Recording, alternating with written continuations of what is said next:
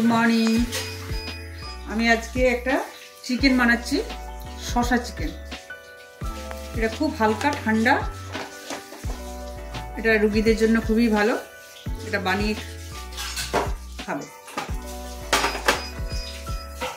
এতে তেল দেব,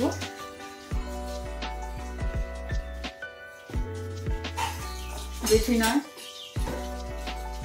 যেহেতু বলেছি হালকা। একটু আদা বাটা দিলাম, এরপরে পেঁয়াজ, একটা গোটা পেঁয়াজ বেটে দিয়ে দেবো। পেঁয়াজ আদা আর এই হচ্ছে একটা শসা।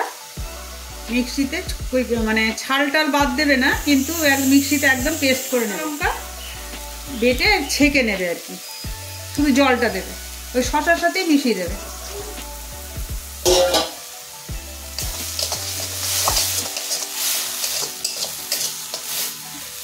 পেঁয়াজটা একটুখানি পেঁয়াজের গন্ধটাকে বার করে দেবো।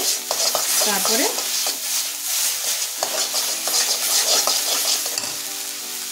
এই যে যেটা করে রেখেছি শসা আর কাঁচা লঙ্কা, এটা ঢেলে দেবো।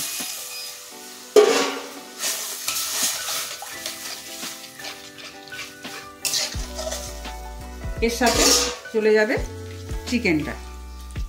চিকেনটা নুন মাখিয়ে পরিষ্কার করে ধুয়ে লেবু দিয়ে চিকেনটাকে ছেড়ে দেবো।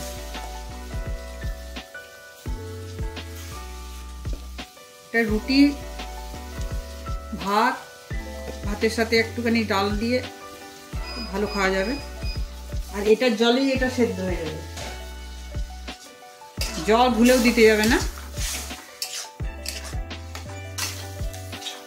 এটা এবার আস্তে আস্তে হতে থাকে। এখন আমি একটা ঢাকা দিয়ে দিলাম, এটা আস্তে আস্তে হতে থাকে। এই যে খুললাম, দেখো জলটা অনেকটাই মরে গেছে, তাও এখনো আছে। এটা একদম মাখা মাখা হয়ে যাবে, তারপরে একটু জল দেব, ততক্ষণ এটা হোক একদম। এটাতে কি জানো তো, এটাতে মিষ্টি দেবে না। মিষ্টি দিলে কি হয় জানো তো, মিষ্টি দিলে কি হবে, মিষ্টিটা এই চিকেনের গায়ে ঢুকে যাবে ভিতরে, আর গ্রেভিটা সেরকম মিষ্টিটা আসে না।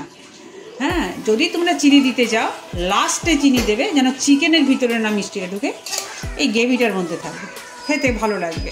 ঠিক আছে, এই জলটা দেখো মরে গেছে, একদম নেই, একটু একটু আছে গ্রেভি টাইপের।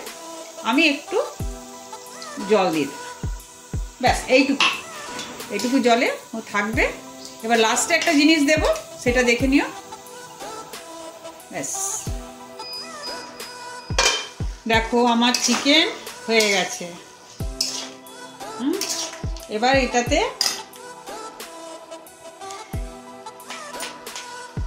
একটু দারচিনি গুঁড়ো দিলাম। ব্যাস, এই চিকেনটা খাবে করে, খুব ভালো লাগবে। খেয়ে কমেন্ট করো, জানাবে কেমন হয়েছে করে, খেয়ে দেখে।